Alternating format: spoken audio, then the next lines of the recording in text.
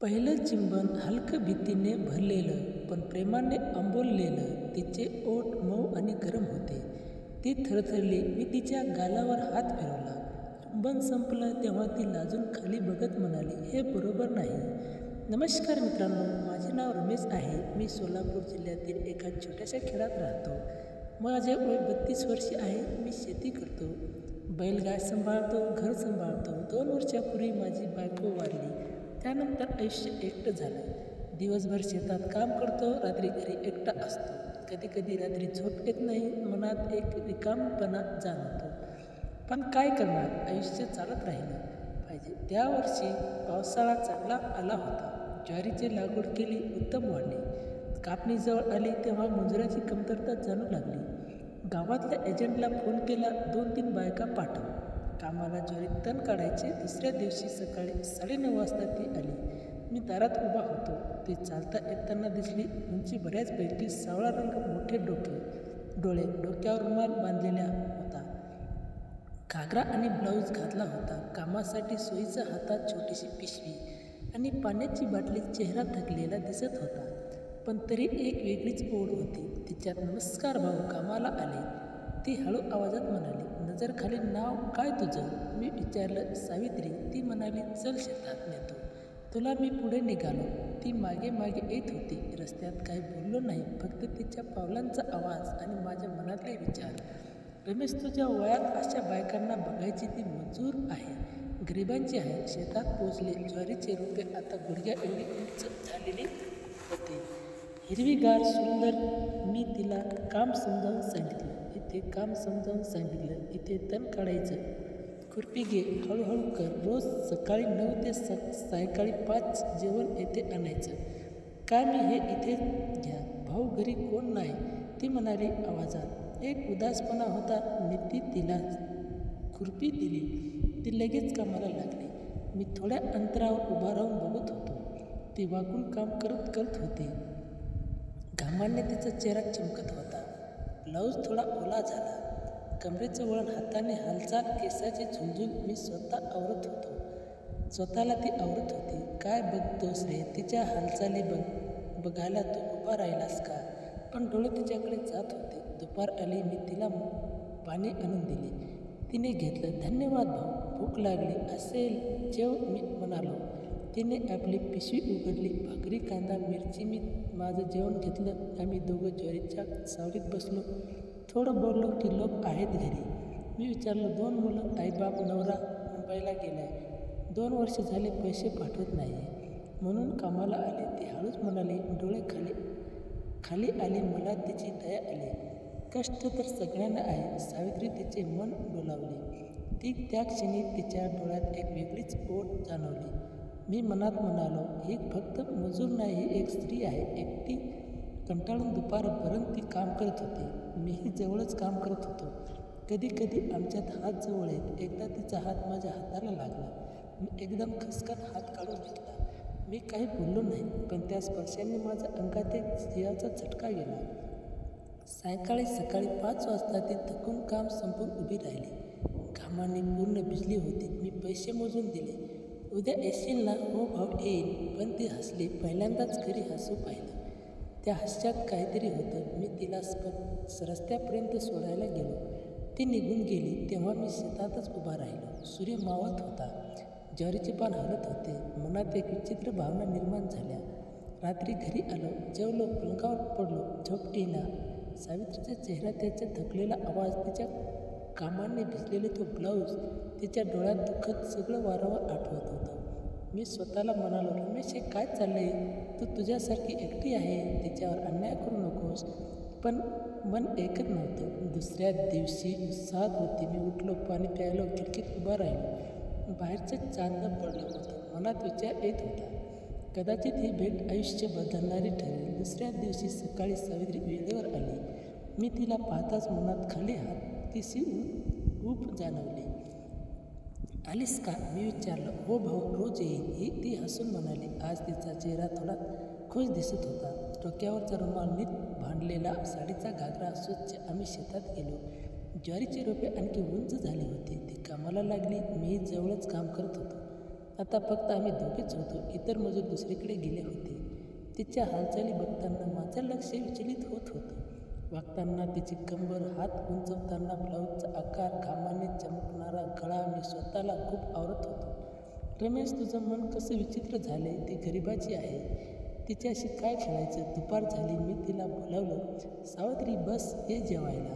आम्ही ज्वारीच्या सावलीत बसलो. आज तिने भाकरीसोबत काकडी आणली होती. ती मी माझं जेवण तिच्यासोबत वाटून घेतलं.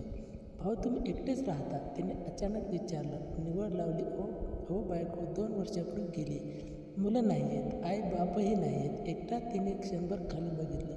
मग हळूच आवाजात म्हणाली, माझी कहाणी वेगळी नाही. नवरा मुंबईला गेला आणि 2 वर्षे झाली.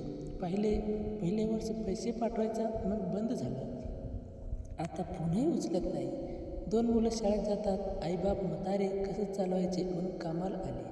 तिच्या डोळ्यात पाणी तरळलं. मी मनातल्या मनात कळवलं, सावित्री, जगात सगळ्यांनाच कष्ट आहेत, पण तू एकटी इतकं सगळं सांभाळतेस.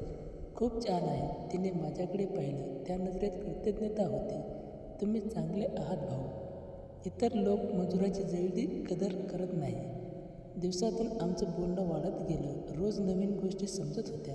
ती सांगायची मुलाच्या शाळेची फीची काळजी, घरी धान्य संपल्याची, रात्री एकटी पडल्यावर येणार पाणी, भीती, बायको गेल्यानंतर कसं एकटेपणा जाणवत, रात्री झोप न लागणे, शेती सांभाळणे, येणारे कष्ट. एक दिवसात तण वाढताना तिचा हात माझ्या हाताला लागला.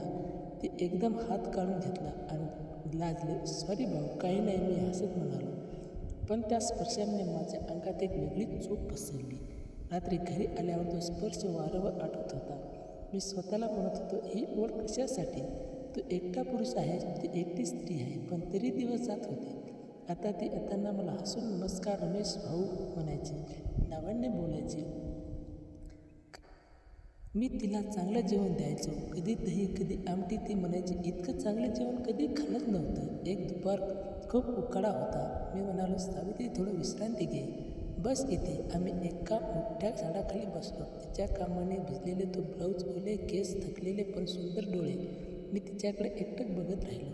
आणि काय बघता भाऊ. मी तुमच्याकडे एकटक बघत होते. काय बघता भाऊ. तिने हळूच विचारलं. काय नाही, तू खूप मेहनत करतेस.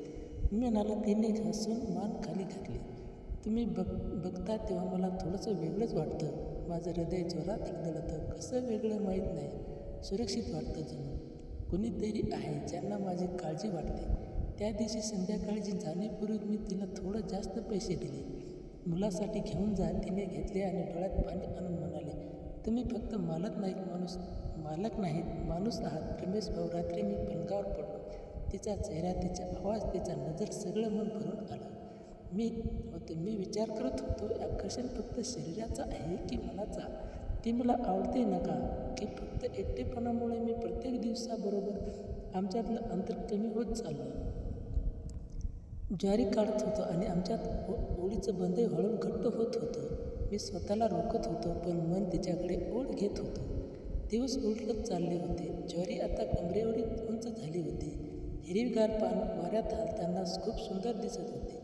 सावित्री रोज येत होती आणि आता आमच्यातलं अंतर खूप कमी झालं होतं. सकाळी क्षणाची ती मला नमस्कार रमेश भाऊ म्हणायची आणि हसून बघायची व त्या हसण्यात हरवून जायचो. एक सकाळ मी शेतात आधीच पोहोचलो. सावित्री आली तेव्हा तिचा चेहरा थोडा उदास दिसत होता.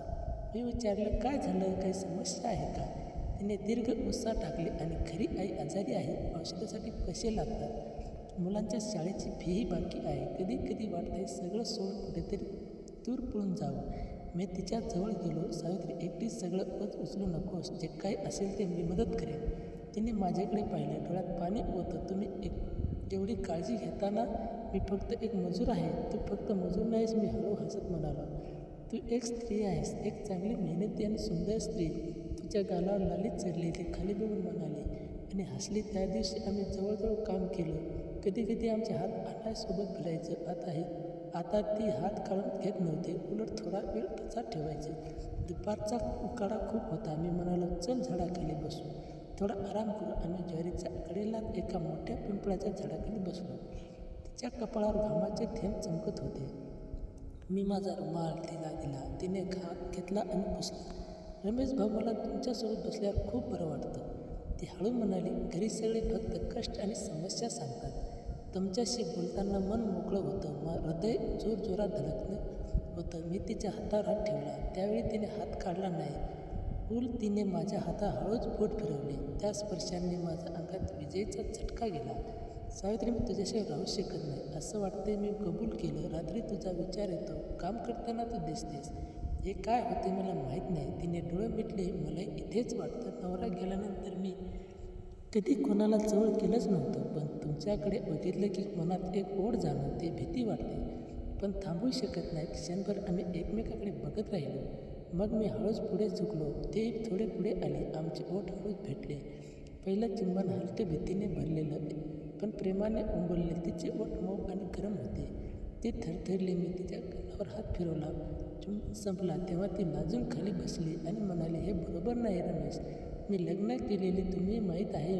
मी तिच्या हाताला घट्ट धरून म्हणालो, पण जे मनात आहे ते खोटं कसं करू? तुम्हाला आवडते सावित्री, फक्त शरीराने मनाने. त्यानंतर आम्ही खूप बोललो. तिने सांगितले की नवरा गेल्यापासून तिला कुणाचाही भाऊ मिळाला नव्हता. मी सांगितलं की बायको गेल्यानंतर मी पहिल्यांदा कुणाकडे तरी आकर्षित झालो होतो. आम्ही एकमेकांच्या स्वप्नाबद्दल भविष्यात बोललो. ती म्हणाली, तुम्ही मला स्त्री म्हणून बघता मला खूप चांगलं वाटतं. सायकलीत जाण्यापूर्वी ती तिला जवळ ओढला आणि पुन्हा एकदम चुंबन घेतलं. यावेळी थोडं दीर्घ आणि गाढ. तिचा श्वास वेगात झाला होता. तिने माझ्या छातीवर हात ठेवला आणि खूप पुजली. तुमचा स्पर्श अंगावर अजूनही जाणवतोय. रात्री गेली मी झोपले नाही.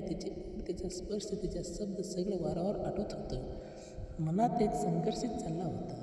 हे प्रेम आहे की फक्त आकर्षण? तिच्या आयुष्यात मी काय देऊ शकतो? पण एक गोष्ट नक्की होती, आता मी तिच्याशी राहू शकत नव्हतो. ज्वारीच्या शेतात आमचं प्रेम हळूहळू परत चाललं होतं. भावना खोल होत जाते आणि शरीराची ओढही वाढली चालली होती. कापणीचे दिवस जवळ आले होते. ज्वारी पूर्ण पिकली होती. उंच उंच कणसे वाऱ्या डोलत होते.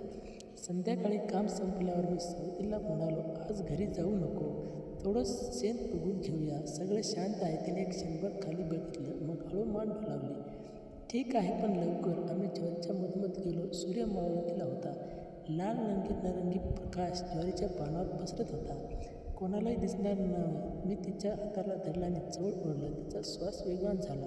सावित्री, मी तुझ्यावर खरोखर प्रेम करतो. मी तिच्या डोळ्यात बघत म्हणालो, हे फक्त आकर्षण नाही, तू माझ्या एकटेपणाला संपवलंस. तिने माझ्या छातीवर डोकं ठेवलं. मलाही तेच वाटतं रमेश. नवरा गेल्यावर मी कधी कोणाला जवळ केलं नाही, पण तुमच्यासोबत मला स्त्री वाटतं, इच्छा वाटते. मी तुला घट्ट मिठी मारली. आमचे ओठ पुन्हा भेटीच्या वेळी चुंबन हळू नव्हतं, गरम, तीव्र आणि भूक लागलेली. तिचे हात माझ्या पाठीवर फिरत होते. मी तिच्या गळ्यावर कानावर टाकून घेतले. किती किंचाळली. रमेश, ज्वारीच्या पेंड्यावर मी तिला हळूवार बसवलं. तिचा पदर खाली पाडला. मी तिच्या चित्तावर हात फिरवला, चुंबन दिलं आणि ती माझ्या केसात पोट खुपसून कुरवाळत होती. हळूहळू, पहिल्यांदाच इतकं बरं वाटते, ती तरत्या आवाजात म्हणाली. मी तिची साधीवर केली. तिच्या मांड्यावर हात फिरवलं. तिचे शरीर तापलं होतं. तिने माझी काढली आणि माझ्या छातीवर चुंबन घेतलं.